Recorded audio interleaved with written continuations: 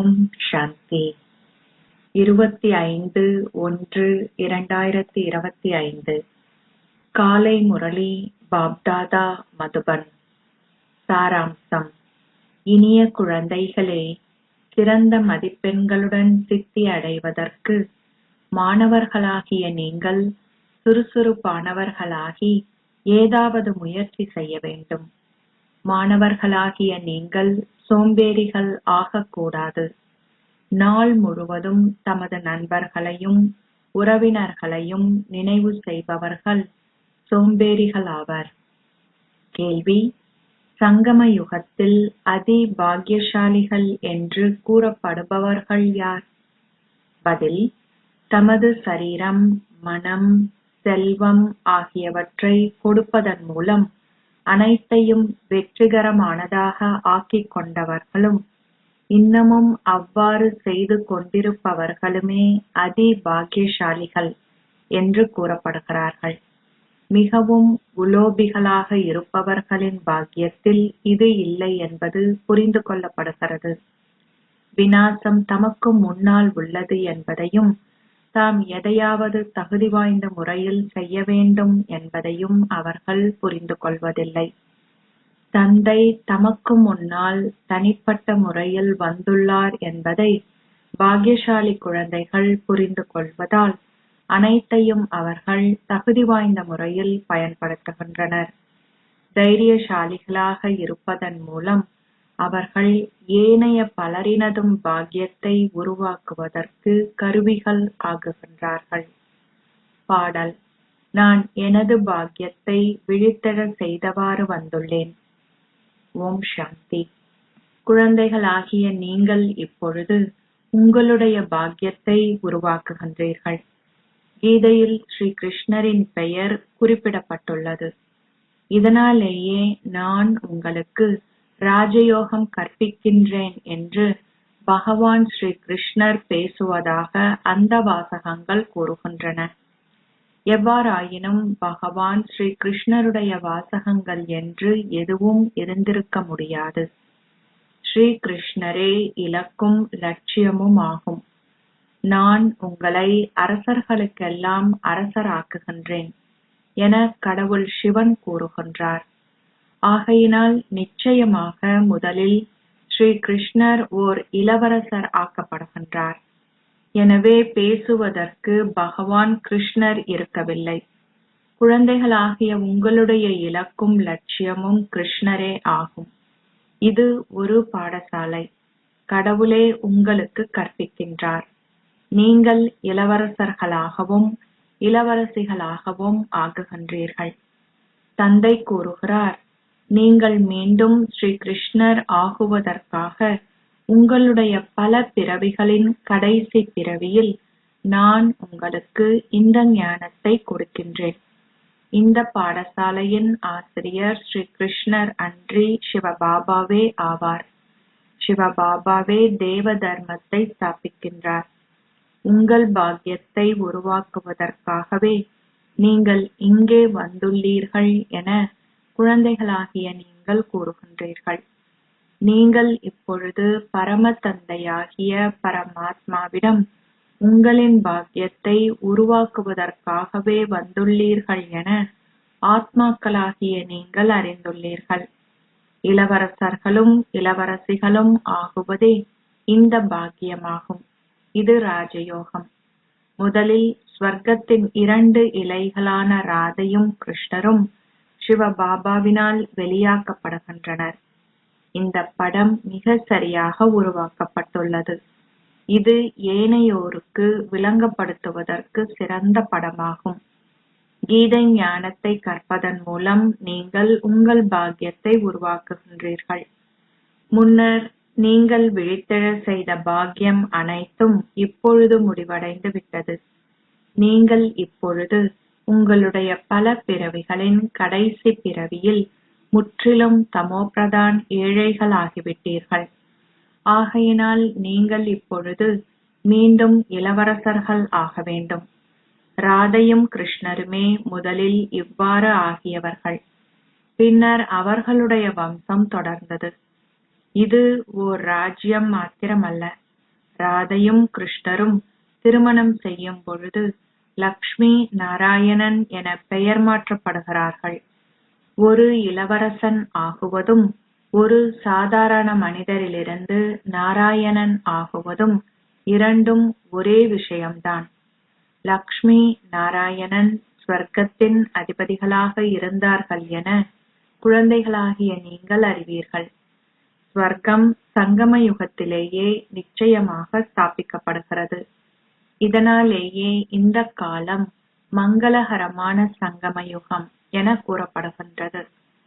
அனாதியான தேவ தர்ம ஸ்தாபனை இப்பொழுது இடம்பெறுகின்றது. பின்னர் ஏனைய அனைத்து மதங்களும் அழிக்கப்படும். சத்திய யுகத்தில் ஒரு தர்மம் மாத்திரமே இருந்தது. அதன் வரலாறும் புவியியலும் மீண்டும் இடம்பெற வேண்டும். லக்ஷ்மி நாராயணன் ஆட்சி செய்த பரிஸ்தான் என்று அழைக்கப்படுகின்ற ஸ்வர்க்கம் இப்பொழுது மீண்டும் ஒரு முறை ஸ்தாபிக்கப்படுகின்றது. இந்நேரத்தில் இந்த உலகம் மயான பூமியாக உள்ளது.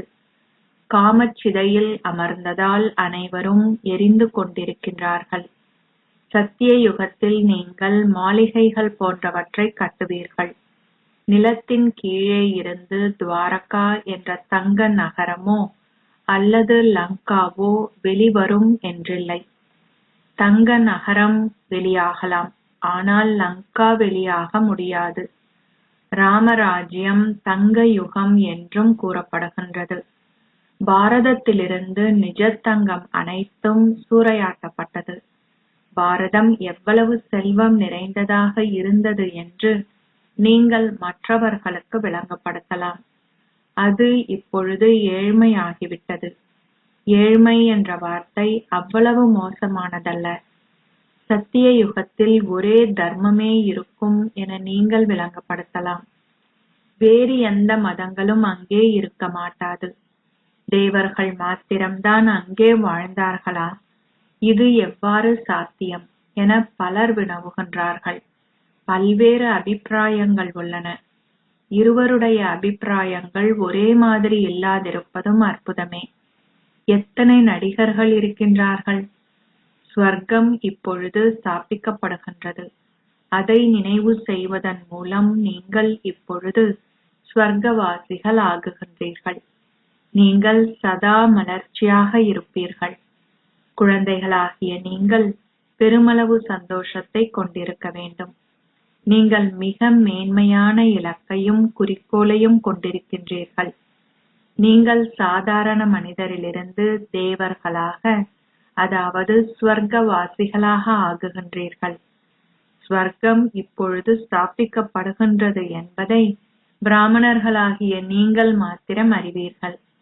இந்த விஷயங்கள் அனைத்தையும் நீங்கள் நினைவு செய்ய வேண்டும். ஆனால் மாயை உங்களை மீண்டும் மீண்டும் மறக்க செய்கின்றாள். உங்களின் பாக்கியத்தில் இல்லை என்றால் நீங்கள் உங்களை சீர்திருத்திக் கொள்ள மாட்டீர்கள். அரை கல்பமாக பொய் பேசிய பழக்கத்தை அகற்றுவதற்கு சிலரால் முடியாமல் உள்ளது. அவர்கள் பொய்மையையும் ஒரு பொக்கிஷமாக கருதி தங்களுடன் கொண்டு செல்கின்றார்கள். அவர்கள் அதை விட்டு விடாததால் அவர்களின் பாக்கியம் அவ்வளவுதான் என ஒருவர் புரிந்து கொள்ளலாம். அவர்கள் தந்தையையும் நினைவு செய்வதில்லை. நீங்கள் உங்களது பற்று முழுவதையும் அகற்றும் போதே உங்களால் அவரை நினைவு செய்ய முடியும். பின்னர் நீங்கள் முழு உலகிலும் விருப்பமின்மை கொண்டிருப்பீர்கள். நீங்கள் உங்களது நண்பர்களையும் உறவினர்களையும் பார்த்தும் பார்க்காமல் இருப்பீர்கள். அவர்கள் அனைவரும் மயான பூமியான நரகத்தில் வசிக்கின்றார்கள் என நீங்கள் அறிவீர்கள். இவை அனைத்துமே அழியப் போகின்றன. நாங்கள் இப்பொழுது வீடு திரும்ப வேண்டும். இதனாலேயே நாங்கள் அமைதி தாமத்தையும் சந்தோஷ தாமத்தையும் நினைவு செய்கின்றோம். நேற்று நாங்கள் ஸ்வர்க்கத்தில் வசித்து ஆட்சி செய்தோம். பின்னர் நாங்கள் அந்த ராஜ்யத்தை இழந்து இப்பொழுது மீண்டும் அதை கோரிக்கொள்கின்றோம். பக்தி மார்க்கத்தில் நீங்கள் எவ்வாறு வீழ்ந்து வணங்கினீர்கள் செய்கிறீர்கள் என்றும் எவ்வளவு பணத்தை வீணாக்கினீர்கள் என்றும் குழந்தைகளாகிய நீங்கள் புரிந்து கொள்கின்றீர்கள். மக்கள் தொடர்ந்தும் அழுது புலம்புகின்றார்கள். ஆனால் அவர்கள் எதையுமே பெறுவதில்லை. வந்து தங்களை சாந்தி தாமத்துக்கு அழைத்து செல்லுமாறு ஆத்மாக்கள் பாபாவை அழைக்கின்றார்கள். இறுதியில் அவர்கள் துன்பத்தை அனுபவம் செய்யும் போதே தந்தையை நினைவு செய்கின்றார்கள். இந்த பழைய உலகம் அழியப் போவதை நீங்கள் பார்க்க முடியும். இப்பொழுது எங்களுடைய கடைசி பிறவியில் இந்த ஞானம் அனைத்தையும் நாங்கள் பெறுகின்றோம். நீங்கள் இந்த ஞானத்தை முழுமையாக கிரகிக்க வேண்டும். பூமி அதிர்ச்சி போன்றவை சடுதியாக இடம்பெறும். பாகிஸ்தான் பிரிவினையின் போது பலர் மரணித்தார்கள். ஆரம்பத்திலிருந்து நிகழ்காலம் வரை அனைத்தையுமே குழந்தைகளாகிய நீங்கள் அறிவீர்கள். இன்னமும் வர இருக்கின்றவற்றையும் நீங்கள் அறிந்திருக்கிறீர்கள். சோமநாதருக்கு ஒரு ஆலயம் மாத்திரம் தங்கத்தினால் கட்டப்பட்டிருக்க முடியாது. மற்றவர்களுக்கும் தங்கத்தினால் பல ஆலயங்கள் கட்டப்பட்டன. அத்துடன் தங்க மாளிகைகளும் இருந்தன. அவற்றிற்கு என்ன நடந்தது? அவையெல்லாம் எங்கே மறைந்து விட்டன? பூமி அதிர்ச்சி இடம்பெற்ற போது அவை அனைத்தும் நிலத்தின் கீழ் புதையுண்டு விட்டனவா? அவை மீண்டும் வெளியாக மாட்டாதா? அவை நிலத்திற்குள் உக்கி போய்விடுமா? என்ன நடக்கும்? நீங்கள் முன்னேறும் போது என்ன நடக்கும் என அறிந்து கொள்வீர்கள். தங்க நகரம் கீழே சென்று விட்டதாக எழுதப்பட்டுள்ளது. நாடகத்திற்கு ஏற்ப அது கீழே சென்று விட்டது என்றும், சக்கரம் சுழலும் போது அது மீண்டும் வெளியாகும் என்றும் இப்பொழுது நீங்கள் கூறுகின்றீர்கள். அவை மீண்டும் கட்டப்பட வேண்டும். உங்கள் மனதிலே இந்த சக்கரத்தை சுழற்றும் போது பெருமளவு சந்தோஷம் இருக்க வேண்டும். இந்த படத்தை உங்கள் சட்டை பையில் வைத்திருங்கள். இந்த பேட்ஜும் நன்றாக சேவை செய்யக்கூடியது. ஆனால் எவருமே அதை கொண்டு அவ்வளவு சேவை செய்வதில்லை. குழந்தைகளாகிய நீங்கள் புகையிரதங்களில் பெருமளவு சேவை செய்ய முடியும். ஆனால் நீங்கள் எவருமே புகையிரதத்தில் இந்தளவு சேவை செய்தோம் என்று உங்களின் சேவையின் செய்தி பற்றி பாபாவுக்கு எழுதுவதில்லை. 3ஆம் வகுப்பு பெட்டிகளில் கூட உங்களால் நன்றாக சேவை செய்ய முடியும். ஒரு கல்பத்தின் முன்னர் இந்த ஞானத்தை புரிந்து கொண்டவர்களும் சாதாரண மனிதரிலிருந்து தேவர்களாக மாறியவர்களுமே மீண்டும் இதனை புரிந்து கொள்வார்கள். மனிதர்கள் தேவர்களாக மாறினார்கள் என்பது நினைவு கூறப்படுகின்றது. மனிதர்கள் கிறிஸ்தவர்களாகவோ அல்லது சீக்கியர்களாகவோ மாறினார்கள் என்று கூறப்படுவதில்லை. இல்லை, நீங்கள் சாதாரண மனிதரிலிருந்து தேவர்கள் ஆகுகின்றீர்கள். அனாதியான தேவ தர்மம் ஸ்தாபிக்கப்படுகின்றது என்பதே இதன் அர்த்தம். ஏனைய அனைத்து மதத்தவரும் சென்று தமது சொந்த பகுதியில் ஓய்வெடுப்பார்கள். கல்ப விருட்சத்தின் படத்திலே ஒவ்வொரு மதமும் எப்பொழுது ஸ்தாபிக்கப்பட்டது என்பது காட்டப்பட்டுள்ளது. தேவர்கள் இந்துக்கள் ஆகினார்கள். பின்னர் சிலர் இந்துக்களிலிருந்து மற்றைய மதங்களுக்கு மாற்றப்பட்டார்கள். பலர் தங்களுடைய மேன்மையான தர்மத்தையும் கர்மத்தையும், அதாவது சமயமும் நடவடிக்கையும் விட்டு மற்றைய மதங்களுக்கு சென்று விட்டார்கள். அவர்கள் இறுதியில் மீண்டும் வந்து சிறிதளவு புரிந்து கொண்டு பிரஜைகள் ஆகுவார்கள். அனைவருமே தேவ தர்மத்துக்கு செல்வார்கள் என்றில்லை. அவர்கள் அனைவரும் சென்று தங்களது சொந்த பகுதியில் இருப்பார்கள். இந்த விஷயங்கள் அனைத்தும் உங்கள் புத்தியில் உள்ளன. உலகிலுள்ள மக்கள் தொடர்ந்தும் என்ன செய்கின்றார்கள் என்று பாபா விளங்கப்படுத்துகிறார். அவர்கள் உணவுக்காக பல்வேறு ஆயத்தங்களை செய்கின்றார்கள். அவர்கள் பெரிய இயந்திரங்கள் போன்றவற்றையும் தயார் செய்கின்றார்கள். ஆனால் எதுவுமே இடம்பெறவில்லை. உலகம் தமோபிரதான் ஆகியுள்ளதுடன் நீங்களும் ஏணியில் கீழிறங்கி வந்துள்ளீர்கள். நாடகத்தில் நிச்சயிக்கப்பட்டவை யாவும் தொடர்ந்தும் இடம்பெறும். புதிய உலகம் ஸ்தாபிக்கப்பட வேண்டும். தற்பொழுது விஞ்ஞானிகள் அனைத்தையும் கற்கின்றனர். இன்னும் சில வருடங்களில் அவர்கள் திறமைசாலிகள் ஆகுவார்கள். அவர்கள் அங்கே மிக சிறந்த பொருட்களை உருவாக்குவார்கள். இந்த விஞ்ஞானம் அங்கே உங்களுக்கு பெருமளவு சந்தோஷத்தை கொடுக்கும். இங்கே சிறிதளவு சந்தோஷமும் பெருமளவு துன்பமும் உள்ளன. விஞ்ஞானிகள் இந்த பொருட்களை உருவாக்கி எத்தனை வருடங்கள் ஆகிவிட்டன? முன்னர் மின்சாரமோ எரிவாயு போன்றவையோ இருக்கவில்லை. இப்பொழுது என்ன நடக்கின்றது என பாருங்கள். அங்கு அனைத்துமே தயார் நிலையில் இருக்கும். அனைத்துமே மிக விரைவாக கட்டப்படும். இங்கும் கூட பாருங்கள், எவ்வளவு விரைவாக கட்டடங்கள் கட்டப்படுகின்றன. அனைத்துமே ஆயத்தமாக உள்ளது. அவர்கள் பல மாடிகளை கட்டுகின்றார்கள். அங்கே இவ்வாறு இருக்க மாட்டாது. அங்கு ஒவ்வொருவருக்கும் பெருமளவு நிலம் இருக்கும். அங்கு வரி போன்றவை இருக்க மாட்டாது. அங்கே நிறைந்த செல்வமும் அத்துடன் நிலப்பரப்பும் இருக்கும். அங்கு பல ஆறுகள் இருக்கும். ஆனால் கால்வாய்கள் இருக்க மாட்டாது. அவை பின்னரே வெட்டப்படும். குழந்தைகளாகிய நீங்கள் உள்ளே பெருமளவு சந்தோஷத்தை கொண்டிருக்க வேண்டும். நீங்கள் இரட்டை என்ஜினை பெற்றுள்ளீர்கள். ஒரு புகையிரதம் மலையில் ஏறும்போது அதற்கு இரட்டை இன்ஜின் தேவைப்படுகின்றது.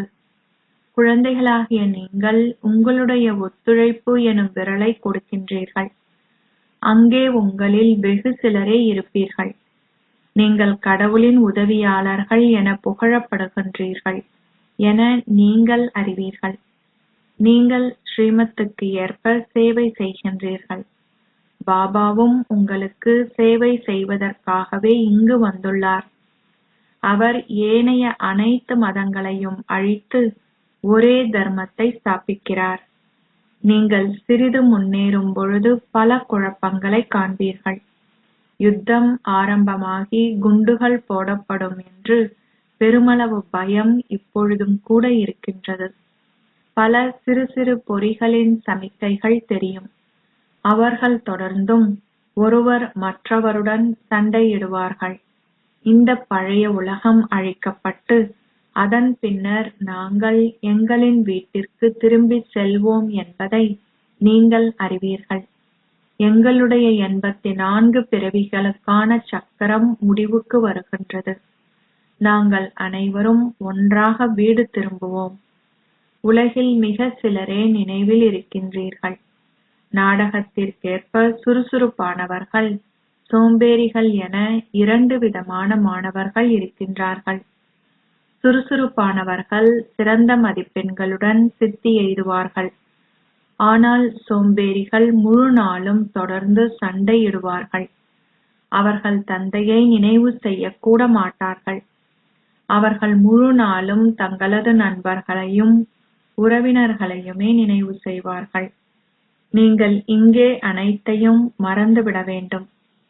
நான் ஓர் ஆத்மா. இந்த உடலாகிய வாள் எனக்கு பின்னால் தொங்குகின்றது.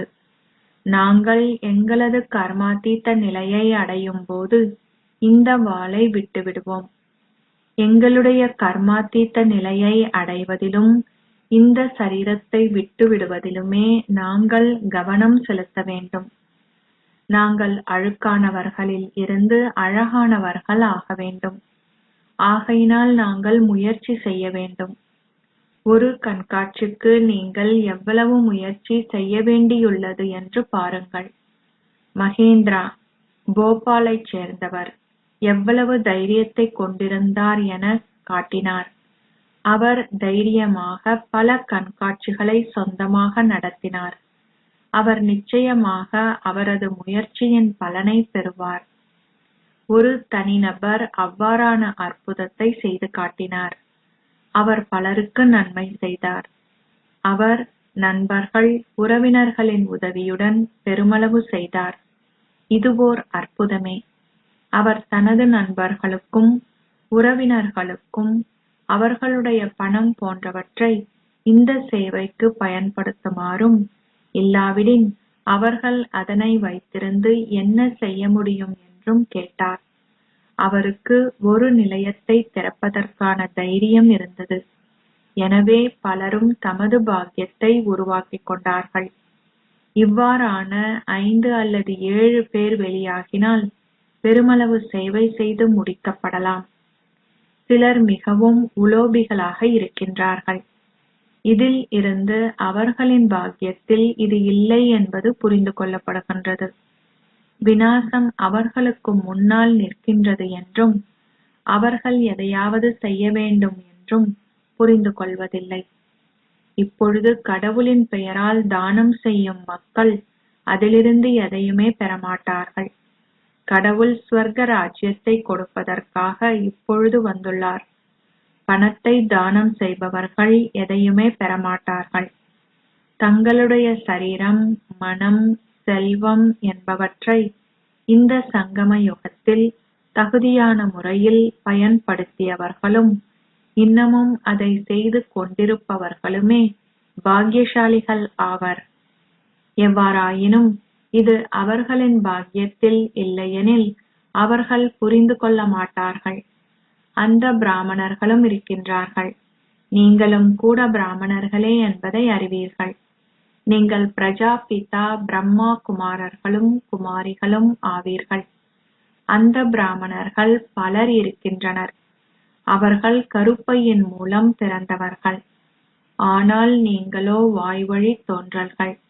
சிவனின் பிறப்பு சங்கம யுகத்திலேயே இடம்பெறுகின்றது. தந்தை உங்களுக்கு ஸ்வர்க்கத்தை ஸ்தாபிப்பதற்கான மந்திரத்தை கொடுக்கின்றார். மன்மனா பவ். தொடர்ந்தும் என்னை நினைவு செய்யுங்கள். நீங்கள் தூய்மையாகி தூய உலகின் அதிபதிகள் ஆகுவீர்கள். அவ்வாறான அட்டைகளை திறமையான முறையில் அச்சிடுங்கள். உலகில் பலர் மரணிப்பார்கள். எங்காவது ஒருவர் மரணிக்கும் போது இந்த அட்டைகளை நீங்கள் அங்கே விநியோகிக்கலாம்.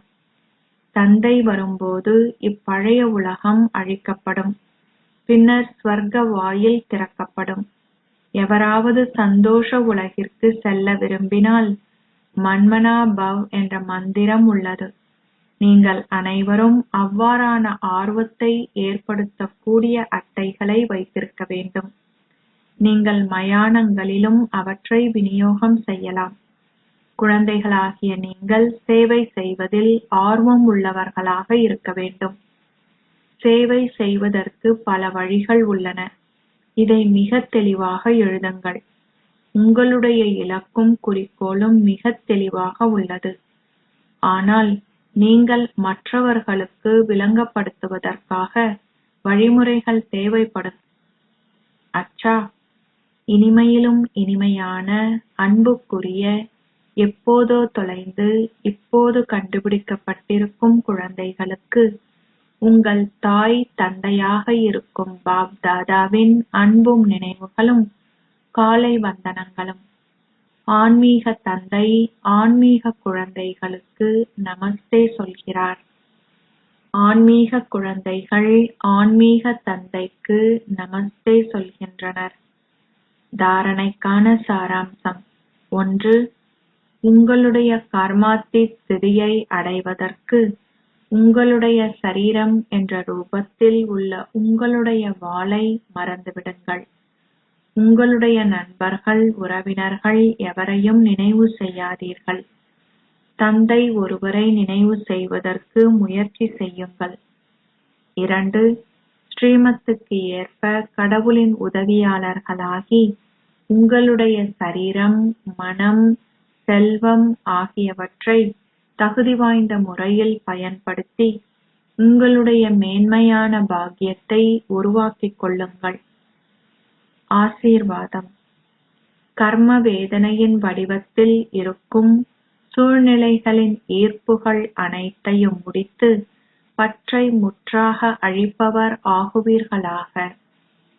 இப்போதும் ஜட பொருளால் உருவாக்கப்படும் சூழ்நிலைகள் உங்களின் ஸ்திதியை ஓரளவுக்கே தங்களை நோக்கி இழுக்கின்றன. மிக பெரும் ஈர்ப்பு உங்களின் சரீரத்தின் கர்ம கணக்கும் உங்களின் எஞ்சியுள்ள கர்ம வேதனையின் ரூபத்தில் வருகின்ற சூழ்நிலைகளும் ஆகும். இது உங்களை ஈர்க்கிறது. இந்த ஈர்ப்பு முடிவடையும் போது உங்களை முற்றிலும் பற்றை வென்றவர் என்று அழைக்க முடியும். உங்களின் சரீரம் அல்லது பௌதீக உலகின் எந்த ஒரு சூழ்நிலையும் உங்களின் ஸ்திதியை அசைக்க முடியாது. இதுவே முழுமை ஸ்திதி ஆகும். நீங்கள் இத்தகைய ஸ்திதியை அடையும் போது இலகுவாக உங்களால் ஒரு வினாடியில் மாஸ்டர் சர்வ சக்திவான் என்ற உங்களின் ரூபத்தில் ஸ்திரமாக முடியும். ஸ்லோகம்: அதிமேன்மையான உண்மையான நாராயணன் ஆகுவதற்கான சத்தியமே தூய்மைக்கான சத்தியம் ஆகும். இதில் அதீந்திரிய சுகம் அமிழ்ந்துள்ளது. சக்தி வாய்ந்த மனதால் சாக்காஷ் வழங்கும் சேவையை செய்யுங்கள். உங்களின் மனதால் சேவை செய்வது என்பது எல்லையற்ற சேவை செய்வதாகும். உங்களின் மனதாலும் வார்த்தைகளாலும் சேவை செய்யும் அளவிற்கு மற்றவர்களும் இயல்பாகவே மாதிரியை பார்த்து கவரப்படுவார்கள். எந்த ஒரு பௌதீக செயல்களை செய்யும் போதும் உங்களின் மனதால் அதிர்வலைகளை பரப்பும் சேவையை செய்யுங்கள். உதாரணமாக, வர்த்தகர் ஒருவர் தனது கனவுகளிலும் தனது வியாபாரத்தையே காண்பார். உலகிற்கு நன்மை செய்யும் உங்களின் பணியும் அப்படிப்பட்டதே. இதுவே உங்களின் தொழில். இந்த தொழிலை உங்களின் விழிப்புணர்வில் வைத்திருப்பதன் மூலம் இந்த சேவை செய்வதில் சதா உங்களை மும்முரமாக வைத்திருங்கள். ஓம் சாந்தி.